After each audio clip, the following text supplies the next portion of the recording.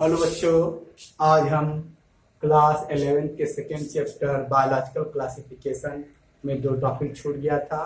एक है वायरसेस और दूसरा है लाइकेन। तो आज हम वायरसेस के बारे में अध्ययन करेंगे। वायरसेस का मीनिंग होता है पॉइजन या poisonous fluid. It means virus क्या होता है कि जहर होता है, विष का गोला होता है, विष का अणु होता है, इसीलिए नाम है उसका विषाणु या वायरस। ठीक है, ये इन्फेक्शियस होते हैं। It means causes disease to livings.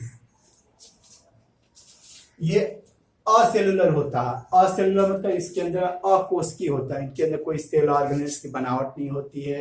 इनके अंदर सेल की कोई भी कॉन्सेप्ट नहीं होता है, इसीलिए इसको बायोलॉजिकल क्लासिफिकेशन में कोई स्थान नहीं दिया गया है। ये असेलुलर होते हैं। नंबर 2, ये ऑब्लिक पैरासाइट होते हैं। ऑब्लिक पैरासाइट मतलब जो किसी लिविंग्स के ऊपर डिजीज कॉज करते हैं उन्हें पैरासाइट। ऑब्लिगेट इट मीन्स इसके ऊपर कोई ऑप्शन नहीं है।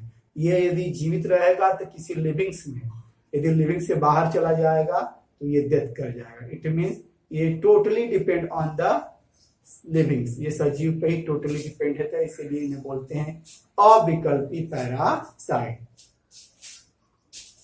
ये लिंक है किसके किसके बीच की कड़ी है? लिविंग्स और नॉन लिविंग, सजीव और निर्जीव के बीच की कड़ी है। सजीव की तरह ये क्या करता है? किसी सेल को इन्फेक्ट करेगा और सेल के मशीनरी के ऊपर कब्जा करके अपने लिए क्या करेगा? प्रोटीन, जेनेटिक मटेरियल तैयार करेगा, जिससे वो अपने आप को क्या करेगा? रिप्लिकेट करेगा, अपनी संख्या को बढ़ाएगा और बाद में होस्ट को किल कर देगा। इन गुणों की वजह से उनको लिविंग में रखा गया है। नंबर 2, नॉन लिविंग में, नॉन लिविंग के अंतर्गत जब इसको हम लोग क्या करते हैं, किसी सेल, लिविंग सेल से हम इसको जब बाहर करते हैं तो ये इनर्ट हो जाते हैं, अक्रिय हो जाते हैं। किस रूप में? क्रिस्टलाइन प्रोटीन के रूप में। ये बाहर करने पे क्रिस्टलाइन प्रोटीन बन जाते हैं। इस तरह दो गुणों की वजह से, ये नॉन लिविंग कैरेक्टर की वजह से, लिविंग कैरेक्टर की वजह से इसको क्या बोलते हैं? कड़ी बोलते हैं। सजीव और निर्जीव के बीच की कड़ी बोलते हैं। आइए डिस्कवरी के बारे में बात करें। जे इवानोव्स्की ने सबसे पहले 1892 ईस्वी में टीएमवी, टोबैको मोजेक वायरस, यह वायरस तंबाकू के पत्तियों पे डिजीज कॉज करता है, उसके प्रोडक्टिविटी को कम कर देता है। इसको सबसे पहले किसने कहा? डी इवानोव्स्की ने। इसीलिए इनको बोलते हैं हम लोग क्या? Father of virology. वायरोलॉजी मतलब वायरस के अध्ययन को हम वायरोलॉजी कहते हैं। दूसरी चीज इन्होंने ये बताया कि वायरस क्या होते हैं? बैक्टीरिया से छोटे हैं। जब इन्होंने बैक्टीरियल फिल्टर पेपर से वायरस को छाना तो वायरस आर पार चले गए। It means indicate that viruses are smaller than bacteria. M.W. Beijerinck ने 1898 ईस्वी बताया कि वायरस क्या होते हैं? Contagium vivum fluidum. It means infectious living fluid. इन्होंने बताया कि वायरस क्या होते हैं? इन्फेक्शियस लिविंग फ्लूइड है। इसके लिए उन्होंने क्या किया? तंबाकू के इन्फेक्टेड पत्ती को लिया, उसको क्रश किया, उसको रस को निकाल करके फिर उसको क्या हुआ? हेल्दी पत्ती के ऊपर रब किया, डुबोकर हाथ उस लिक्विड में, और हेल्दी पत्ती के ऊपर रब कर दिया। कुछ दिन बाद देखा कि वो भी पत्ती क्या हो गई? इन्फेक्टेड हुई। इसके वजह से इन्होंने नाम दिया क्या? Contagium vivum fluid. अब आते हैं W.M. स्टैनले 1935 ईस्वी में। इन्होंने टीएमवी को क्रिस्टलाइन फॉर्म में, हमने फिर बोला कि अक्रिय अवस्था में ये क्रिस्टलाइन फॉर्म में रहते हैं, इन्होंने ही क्या किया था? उसको खोजा था। ये बहुत महत्वपूर्ण कड़ी थी। किसके लिए? लिंक्स के लिए, लिविंग और नॉन लिविंग। अगला है composition of virus. Single viral particle को हम बोलते हैं वेरियान बोलते हैं। क्या बोलते हैं? वेरियान। कोई भी वायरस होता है वो न्यूक्लियो प्रोटीन का बना होता है। किसका?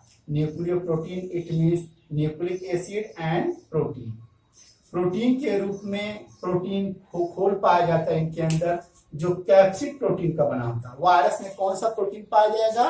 कैप्सिड प्रोटीन, जो किस इकाई की बनी होती है? इसकी इकाई होती है कैप्सोमियर। मोनोमर्स क्या होते हैं? कैप्सोमियर्स होते हैं। कुछ में ये हेलिकल के रूप में अरेंज होंगे, कुछ पॉलीहेड्रल के रूप में एडजस्ट रहते हैं। जैसे टीएमबी में कैस्टोमियर हेलिकल के रूप में रहेगा, जबकि एड्स के वायरस जो होते हैं एचआईवी के रूप में पॉलीहेड्रल जिमेट्रिक के रूप में ये पाए जाते हैं।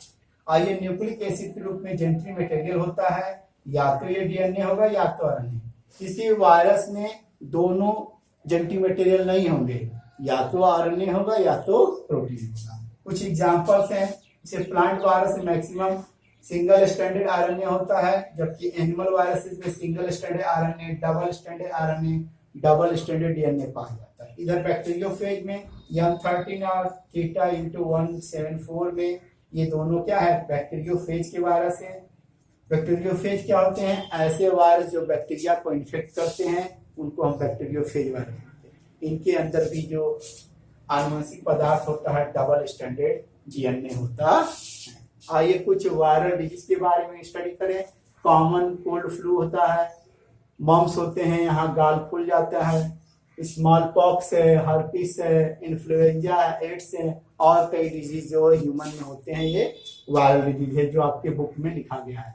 कुछ सिम्टम्स जो दिए हैं आपके एनसीईआरटी में, मोजेक डिजीज होते हैं, लीफ रोलिंग हो जाता है, लीफ कर्लिंग हो जाता है, येलोइंग हो जाता है, पत्तियां पीली हो जाती हैं, वेन जो होती हैं वो क्लियरिंग होता है, सफेद हो जाता है या पीले हो जाते हैं, ड्वार्फिज्म पौधा छोटा हो जाता है, स्टैंडर्ड ग्रोथ की हल्दी रुक जाती है। ये कॉमन सिम्टम्स है कोई भी वायरल इन्फेक्टेड प्लांट्स के। अब आते हैं क्या वायरॉइड है। वायरॉइड है सब वायरल पार्टिकल होता है, मतलब वायरस से छोटा होता है। 1971 इसमें टीओ डायनियर ने इसको सबसे पहले खोजा था। यह इनके अंदर प्रोटीन नहीं पाया जाता। क्या नहीं पाया जाता है, प्रोटीन नहीं, केवल ये आरएनए होते हैं, केवल आरएनए जेनेटिक पदार्थ के रूप में केवल आरएनए ही होता है, इनके अंदर प्रोटीन नहीं होता। ये कौन सा डिजीज का कहता है, पोटैटो स्पिंडल ट्यूबर डिजीज, ये कॉमन बहुत ही फेमस है। अगला है प्रियॉन्स। प्रियॉन्स केवल प्रोटीन के बने होते हैं, इनके अंदर जेनेटिक मटेरियल नहीं होते हैं। साइज के हिसाब से ये वायरस के बराबर होते हैं। ये एक फेमस डिजीज है बीएससी, बोमिन स्पॉन्जिफॉर्म इंसेफेलोपैथी, जिसे बीएससी है। ये डिजीज है जिसे हम बोलते हैं mad cow disease in cattle. Human disease के रूप में क्या है, सीआर जैकब डिजीज है। ये है आपके वायरस के बारे में हम स्टडी किए हैं, वायरस के और प्रियॉन्स के बारे में स्टडी किए हैं। अगले वीडियो में हम लोग लाइकेन के बारे में स्टडी करेंगे। Thank you.